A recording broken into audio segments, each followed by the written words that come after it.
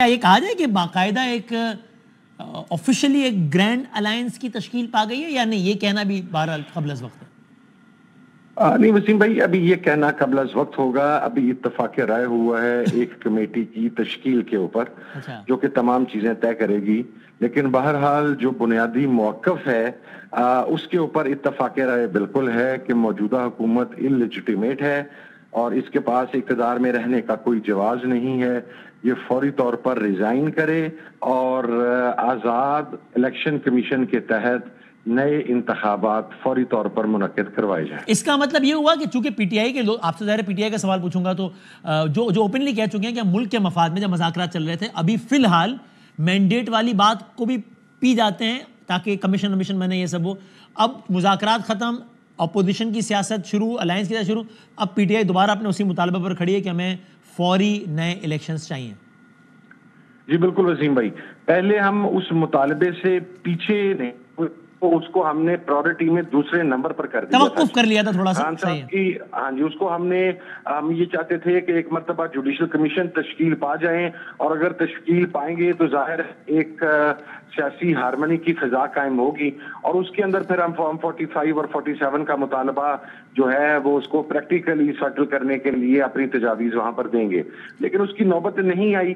ظاہر ہے جب ہم نے احتجاجی تحریک کی طرف ہی جانا ہے تو ہمارا جو مین نیریٹو ہے ہم اسی کی طرف جا رہے ہیں. جی آج کی اس ملاقات میں اس پر بھی کوئی اتفاق ہوا ہے کہ یہ ساری جماعتیں جو اس الیکشن کو فراڈ اور نئے الیکشن کا مطالبہ کر رہی ہیں وہ اسی حوالے سے خالی بیان بازی کریں گی؟ مشترکہ پلیٹ فارم کی بات کر رہا ہوں، یا ہو سکتا ہے کوئی مشترکہ احتجاج بھی کریں؟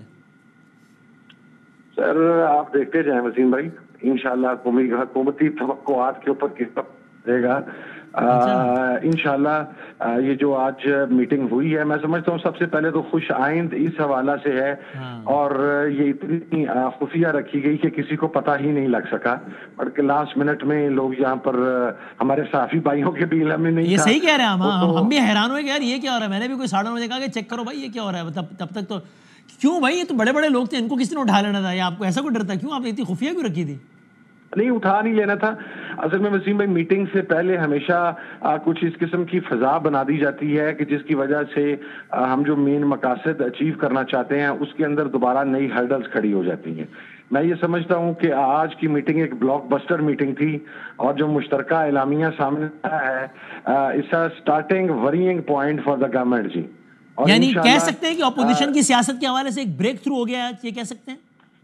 جی بالکل، میں ظاہر اس میٹنگ میں شامل رہا ہوں، اور اس کے اوپر جو تمام پوائنٹس ہیں اس کے اوپر مکمل اتفاق رائے ہے. اس چیز کے اوپر بھی ایون اتفاق رائے ہے کہ اس میٹنگ میں بیٹھی ہوئی پارٹیز جو ہیں وہ مختلف سیاسی وابستگیاں اور مختلف رجحانات اور نظریات رکھنے والی پارٹیز ہیں، لیکن جو پاکستان کو درپیش مسائل ہیں اس کے اوپر کم از کم بلوچستان کی صورتحال بڑی تفصیل سے زیر غور آئی. اسی طریقے سے کے پی کے کی صورتحال زیر غور آئی.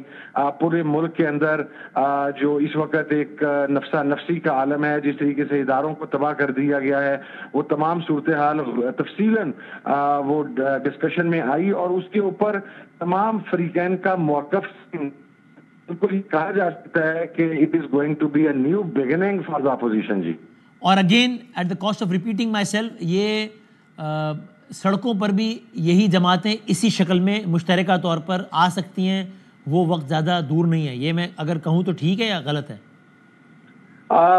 جی وزیر میں اس کے ساتھ ابھی اگر آپ سے یہ کہوں کہ میں اسٹریٹ اوے ڈینائل یا اس کو اوکے کرنے کی پوزیشن میں نہیں ہوں تو وہ بات صحیح ہوگی، لیکن بالکل میں محتاط گفتگو کر رہا ہوں. صرف یہ جماعتیں نہیں، اور بھی ابھی بہت ساری جماعتیں ہیں، وہ جب آپ کے سامنے آئیں گی تو ظاہر ہے جب حکومت کے سامنے چیزیں رکھی جائیں گی اور حکومت نہیں مانے گی تو پھر آپ کے پاس being a political worker, being a political party, آخری سلوٹ احتجاج ہی ہوتا ہے، تو اس کی جانب بالکل جایا جا سکتا ہے. جی صحیح، لیکن ابھی ظاہر ابھی 8 فروری کا احتجاج تو پی ٹی آئی اپنے طور پر ہی کرے گی، آئی ایم شیور. تو اس میں تو شاید یہ لوگ ساتھ نہیں ہوں گی جماعتیں، تو اس میں 8 فروری میں صحیح ہے 8 فروری کے احتجاج کے اندر P T I, S I C, M W M جن کا الیکٹورل الائنس تھا یہی تینوں پارٹیز ہوں گی. باقی دیکھیں اعلامیہ کے اندر تمام سیاسی قیدیوں کی فوری رہائی کا مطالبہ بھی کیا گیا ہے. تو وہ بشمول عمران خان صاحب نظر جو گہری نظر رکھتے ہیں وہ خود سمجھ، بشمول عمران خان صاحب سر تمام سیاسی قیدی. عمران خان صاحب سیاسی قیدی ہیں؟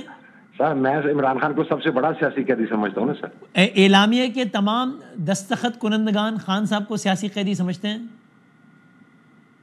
میرا نہیں خیال کہ کوئی ایسا آدمی ہے جو نہ سمجھتا ہو. مثلا اعلامیہ کے اندر جو پارٹی شامل تھی اس کے اندر مین کنسرن ہو سکتا تھا مولانا فضل الرحمان صاحب کا، یا جس کے اوپر ایک بحث ہو سکتی ہے. لیکن آپ کو یاد ہوگا کہ 26 امینڈمنٹ کے موقع کے اوپر بھی on floor of the house مولانا فضل الرحمان صاحب نے عمران خان صاحب پر، اس کے ساتھ جو اس وقت انہیں سولیٹری کنفائنمنٹ میں رکھا گیا تھا، اس کی شدید الفاظ میں نہ صرف مذمت کی تھی بلکہ ان کے پارٹی کے تمام لوگوں تک ایکسس دینے کی اور ان تمام چیزوں کا انہوں نے اعادہ کیا تھا.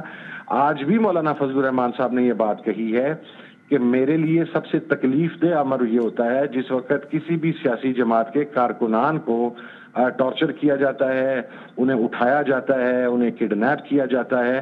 اور یہ بات انہوں نے اکراس دا بورڈ تمام پولیٹیکل پارٹیز کے حوالہ سے کی تھی.